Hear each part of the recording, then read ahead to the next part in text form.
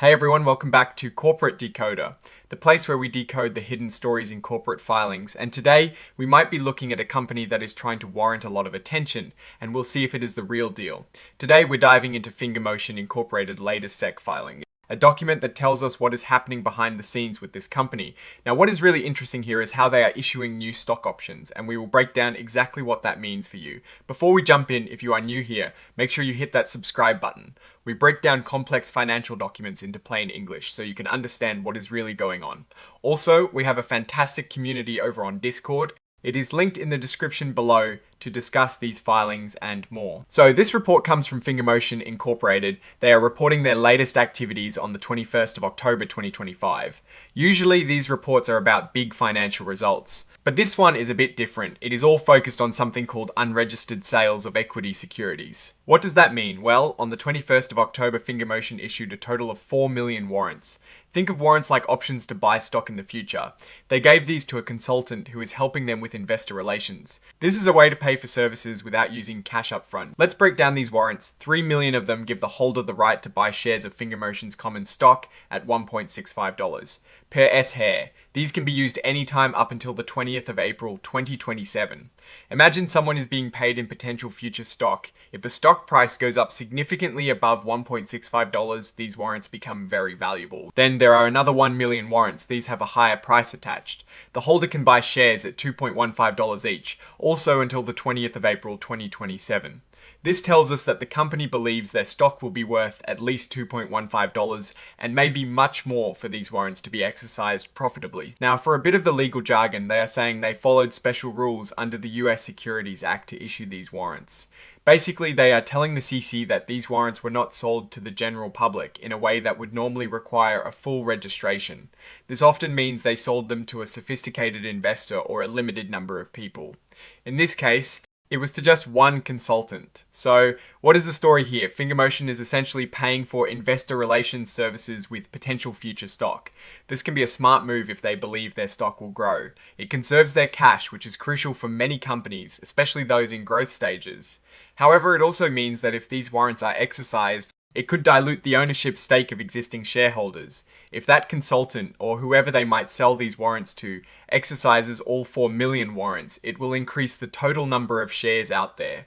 Now, it is important to note that this filing doesn't give us a full financial picture, like a quarterly earnings report would. We don't see revenue, profit, or loss here. Instead, it is a very specific disclosure about how they are compensating someone.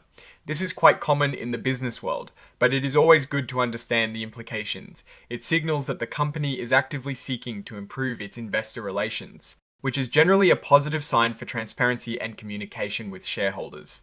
The fact that they are issuing warrants at prices like $1.65 and $2.15 suggests they believe the stock is currently trading at or below these levels, and have confidence in future appreciation. Remember, the common stock ticker symbol is FNGR, and it trades on the Nasdaq stock market LLC.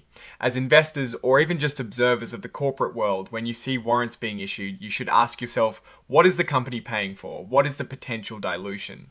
And importantly, does the company have a clear strategy to increase its value so that these warrants become profitable for the holder while also benefiting existing shareholders? In this specific filing, the story is about how they're managing their expenses and incentivizing someone to help them connect with the market.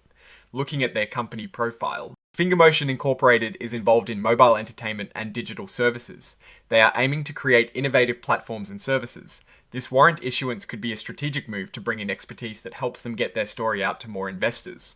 When we look at a company's filings, it is like looking into their diary. This particular entry is about a specific transaction, not a complete financial health check, but it does give us clues. The prices of the warrants, $1.65 and $2.15, would be significant if the stock price is currently lower than that, indicating a belief in future growth. If the stock price is already above those levels, it means these are quite valuable to the holder and could be exercised soon, leading to more shares on the market. From a Warren Buffett perspective, we'd be asking, is this a sustainable way to operate? Is the company using its resources effectively? Issuing warrants conserves cash, which is good, but it also means potential dilution. We'd want to see if the investor relations support they are acquiring leads to tangible benefits, like increased investor confidence, better market valuation, or more analyst coverage.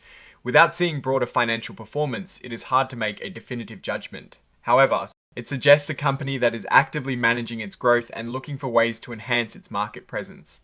The key takeaways here are that FingerMotion is paying for services with potential stock, aiming to boost its investor relations.